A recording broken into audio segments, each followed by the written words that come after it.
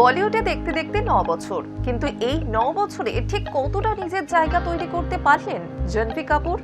ধারাক ছবির মাধ্যমে যাত্রা শুরু, তার আগে জীবনের সবচেয়ে বড় আঘাত মাকে হারানো। আজও মা শ্রীদেবীর কথা উঠলে কেন ভিজে যায় তার চোখ? 6 মার্চ 28 বছরে পা দিলেন জাহ্নবী কাপুর। এই বয়সে তিনি কত টাকা সম্পত্তির মালিক জানেন? মুম্বাইয়ের বিলাসবহুল ফ্ল্যাট, ব্যক্তিগত সুইমিং পুল, দামি গাড়ি, সব মিলিয়ে কি তিনি এখন বলিউডের অন্যতম ধনী তরুণী অভিনেত্রী? আরেকটা বড় প্রশ্ন, সম্পত্তির দিক থেকে কি তিনি তার প্রেমিক শেখর পাহাড়িয়াকে ছাপিয়ে যেতে পেরেছেন, নাকি এখনো এগিয়ে রয়েছেন শেখর?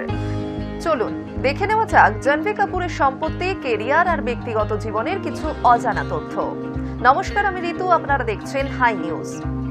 2018 সালে মুক্তি পেয়েছিল ধারাক। এই ছবির মাধ্যমে বলিউডে অভিষেক হয় জাহ্নবী কাপুরের। ছবিটি মুক্তির আগেই ঘটে যায় জীবনের সবচেয়ে বড় দুর্ঘটনা, মা। কিংবদন্তি অভিনেত্রী শ্রীদেবীকে হারান তিনি।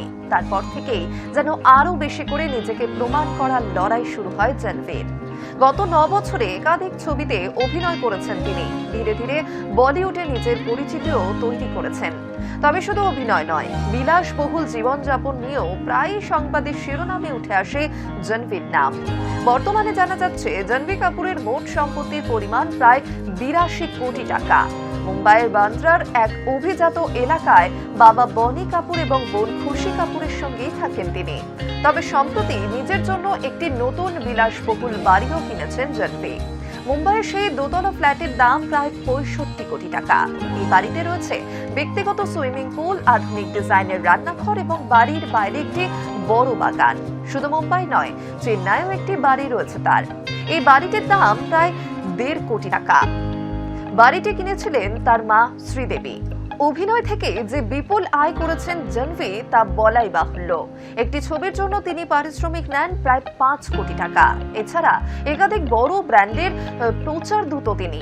সেই বাবদ প্রতি ব্র্যান্ড থেকে প্রায় 80 লক্ষ টাকা পারিশ্রমিক নেন জাহ্নবী কাপুর।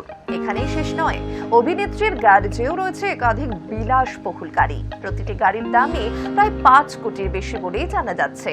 তবে এত সম্পত্তি থাকা সত্ত্বেও একটি জায়গায় এখনো পিছিয়ে রয়েছেন জাহ্নবী। তিনি হলেন তার প্রেমিক শেখর পাহাড়িয়া। মহারাষ্ট্রের প্রাক্তন মুখ্যমন্ত্রী সুশীল কুমার শিন্ডের নাতি শেখর পাহাড়িয়া। পারিবারিক সম্পত্তি ছাড়াও তার নিজস্ব ব্যবসাও রয়েছে। ভাই বীর পাহাড়িয়ার সঙ্গে যৌথভাবে একটি গেমিং ব্যবসা পরিচালনা করেন তিনি।